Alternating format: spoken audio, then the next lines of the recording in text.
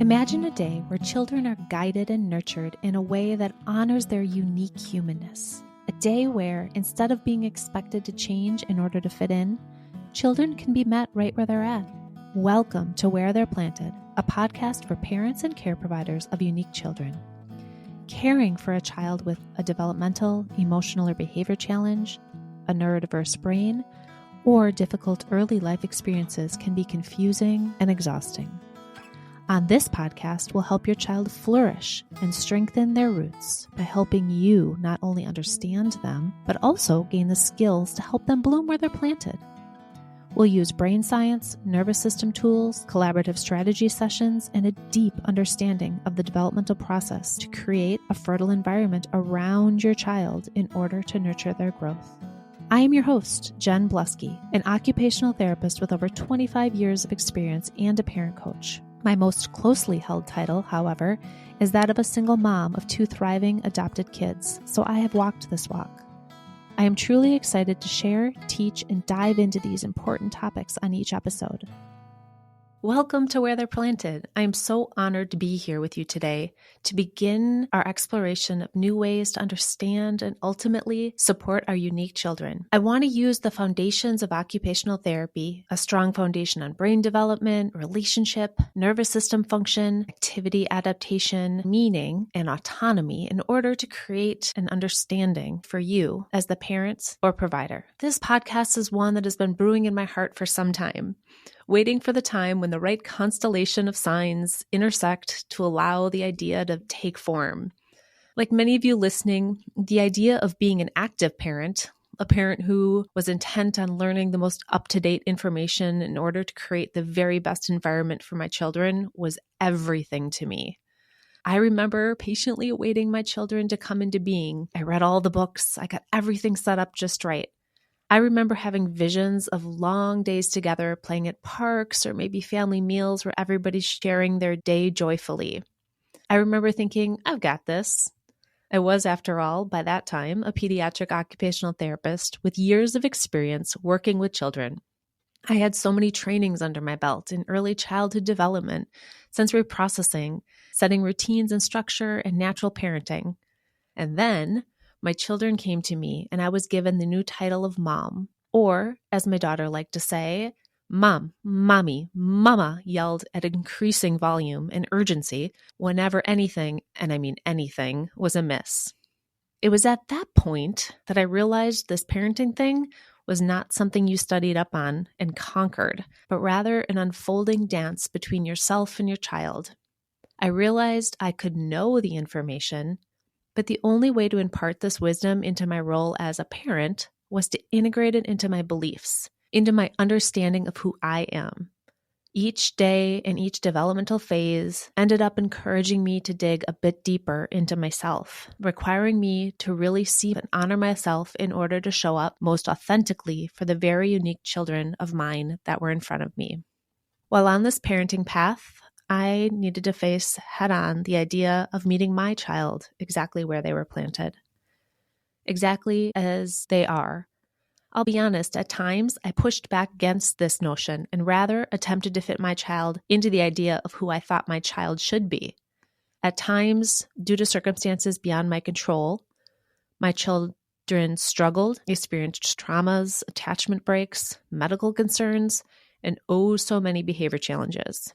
Each time I found myself a little lost as to how to meet them in this new experience, rather than trying to pull them into what I needed or wanted them to be. I longed for a way to gain the knowledge and strength to truly see my kids for who they are, the amazing humans they are, and meet them exactly where they are at, not where I wanted them to be. I dug into my professional knowledge as an occupational therapist to understand what my children were asking of me within each interaction, within each refusal or meltdown.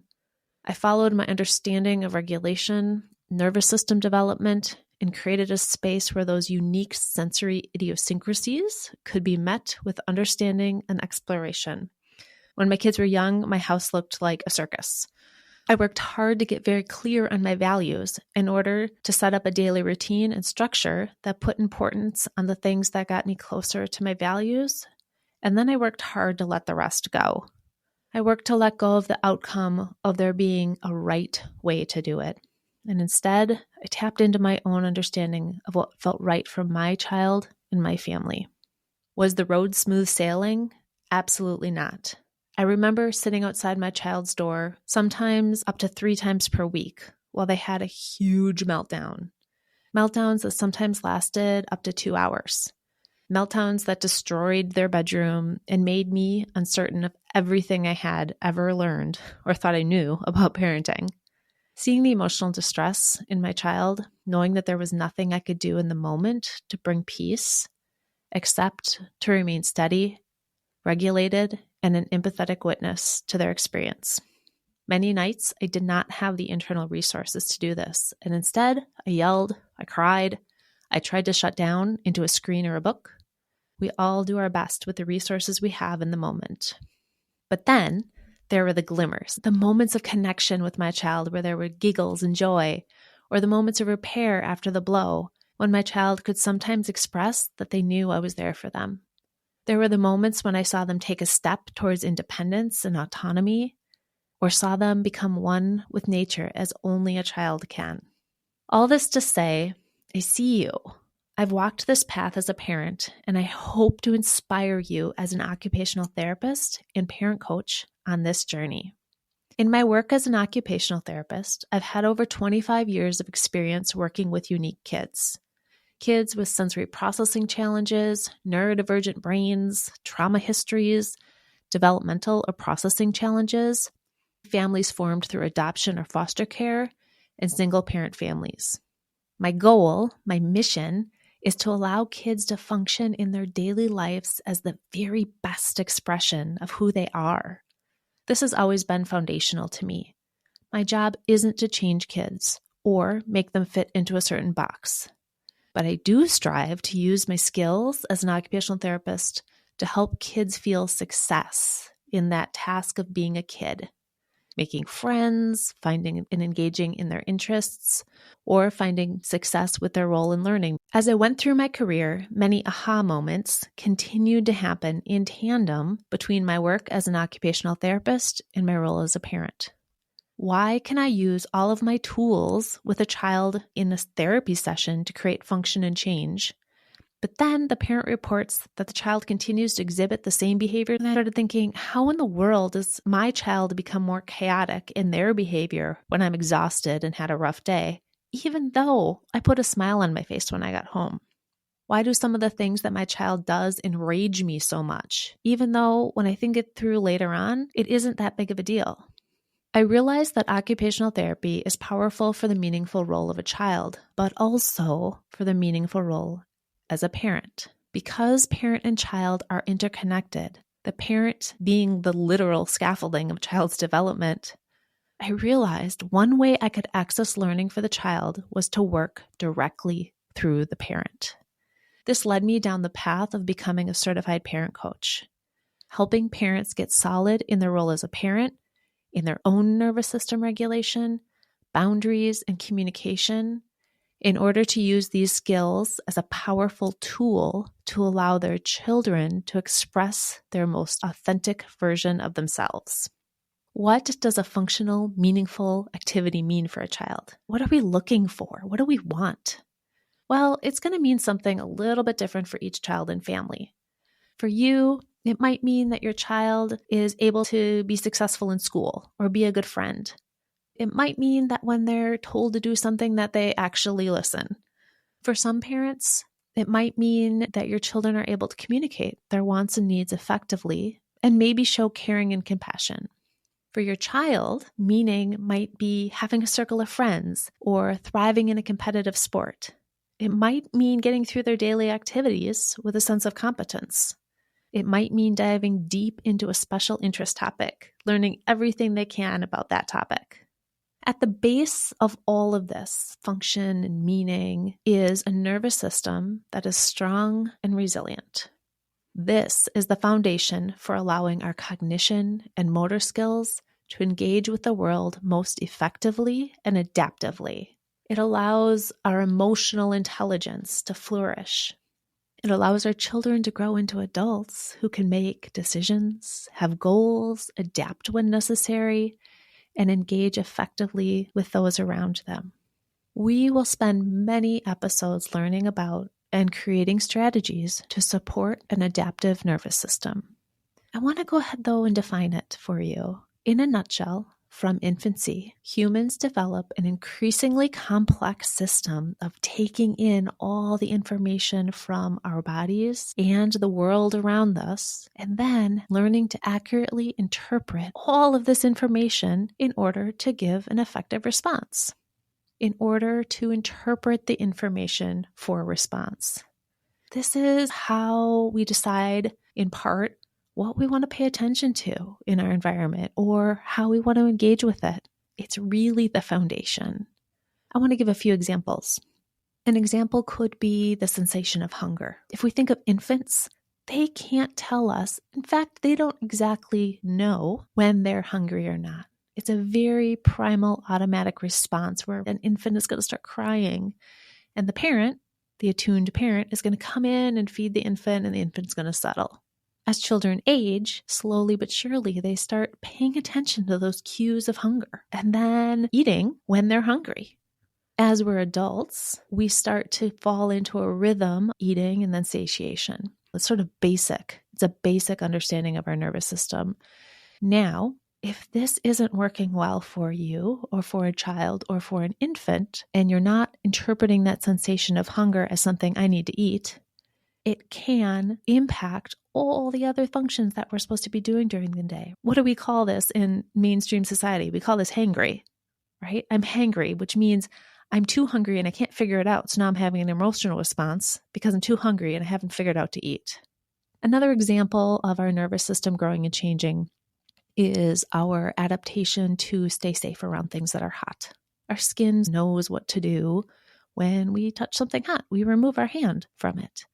Let's take it back to infancy. This isn't online yet. That idea of something's touching my skin that's hot and I need to now have the motor skills to move my body out of the way isn't online. So as parents, we're there protecting and teaching and supporting our kids in order to keep them safe.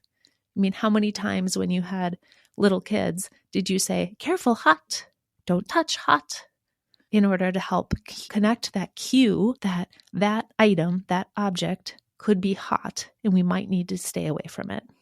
Obviously, as we grow and develop into adults, we are able to react and adapt quite quickly, typically to hot. I don't know if any of you have ever had the experience of picking up something that you did not expect to be hot and taking like a half of a second blip to be like, what in the world? Oh, that's burning my hand. So that's our nervous system taking in information and then creating an adaptation. To make it even more interesting, the development of a strong and resilient nervous system does not happen on its own. It develops in relationship, specifically our relationship with our primary caregivers. Our nervous systems are built in part off of the nervous system adaptability of the main caregivers in our life. That's you. That's why you're here. We are wired to attach to others, to relate to others. Humans are actually the only animals that require the support of their primary caregiver for at least the first 16 years of life, usually up until 25, to fully have our highest brain centers on. This is a long time for primary caregivers to share or have influence on the development of our children's resilient nervous system. What this also means is that no matter what age your child is now, we can shift and change to create a more adaptable nervous system for them. I want to give an example or two of what I mean by knowledge and strategies in order to scaffold our child's development or share our nervous system. When our children are struggling. Let's say we have a young one who's screaming no at the top of their lungs every time they're told something and like throwing something. From an OT lens or from a parent coaching lens, nervous system lens, developmental lens, we're really looking at sort of where the child who's 2, let's say, where their development is at. We're looking at their adaptability and ability to change with a relationship, to be able to change when somebody comes in and says no. How are they able to shift? We can look at the parent's response to the child in the moment of distress as a teaching moment, but also the parent's response as a tool to talk directly to the brain of the 2-year-old and help mold it into the nervous system that knows it's safe in the moment. This is the scaffolding, when the parent comes in and supports development to create better understanding and create safety in the nervous system, is what helps create an adaptive nervous system. By taking a look at our child right from where they are, right within the screams and all that might be going on, we can use ourselves and our own nervous system to create that growth. Let's look at another example. Let's say we have an older child who every time you ask them to do their homework, they yell no and refuse to come to the table. In this scenario, I'm sure that you have tried everything. Bribing, yelling, sitting with them, maybe waiting them out. You've given them consequences and nothing seemed to work. So, where do we go from here? When I'm talking parents through how to scaffold a child's development and share nervous system regulation, the first thing I'm often doing is being sort of a detective and trying to figure out what are all the reasons why this might be tricky. Sometimes we might just presume that the child is being obstinate and just is choosing not to. That's one way of looking at it, but that is taking a child and putting them in our expectation when we're really trying to look at where they are. We're meeting them where they are in the moment in order to bring them into the functional activity of homework. There's many reasons why homework might not be happening. One might be, are they really struggling to settle into homework after a long day of school? Do they need to move their bodies a whole lot? Maybe the environment that they're trying to do homework in is too chaotic or too distracting for them. Another idea might be that the challenge, the activity of the homework is not at their developmental level, or that there's too many steps in a row, that it's not broken down enough for something that they can wrap their minds around and feel success with. Another idea that I sometimes think about is, does the child know how to ask for help if they get stuck on a problem? Or are they feeling so stuck that they don't feel like they can move forward? So, in order to scaffold a child into a functional activity such as homework, as an attuned parent, these might be some of the questions that you start thinking about. And these questions are actually the recipe for your answers. We know what hasn't worked, right? You've already tried that. One way that we move forward is starting with connection. This is the connection between you and your child. We could start by regulating ourselves.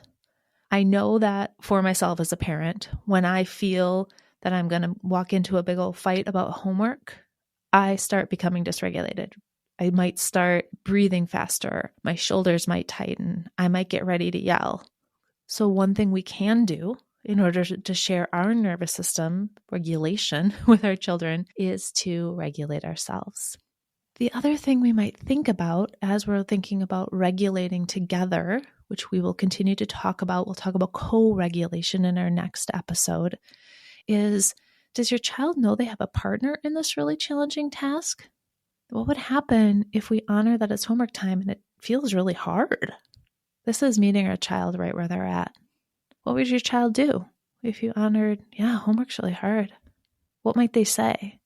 Let's consider for a moment if your child knew that while homework was an expectation as part of their schooling, they had some ability to state how it would happen best for them.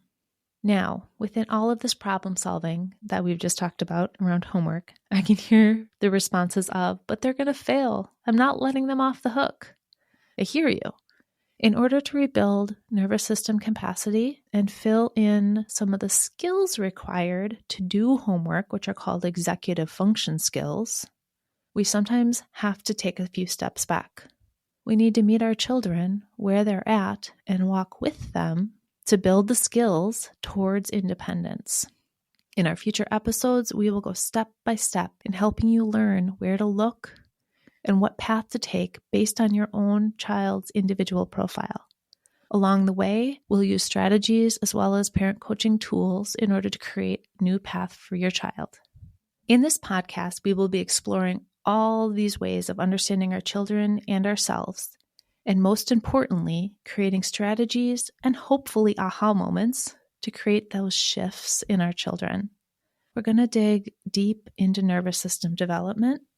We're going to talk about how our motor skills both enhance and sometimes hinder our children's success. And we're going to gain a deep understanding of our sensory processing, executive function, and emotional regulation development. The most exciting aspect, however, is that I look forward to answering your questions and helping you walk through real life scenarios in each episode with the goal of you gaining a deeper understanding of your child and yourself as a parent, maybe finding some connection, strategies, and maybe even a little bit of levity and joy. Each episode, I will bring to you a new topic to dig into, a question to answer, or an interview with other experts and colleagues in the field. I hope that you can turn to us when you need a little support or to know that you're not alone, and that through it all, your child can thrive right where they're planted. Where They're Planted is a Lit Path Studios podcast and is produced by Jamie Gale and Jen Bluske. Music is by Gaston Reen and Pod 5. Thank you for loving your child right where they're planted.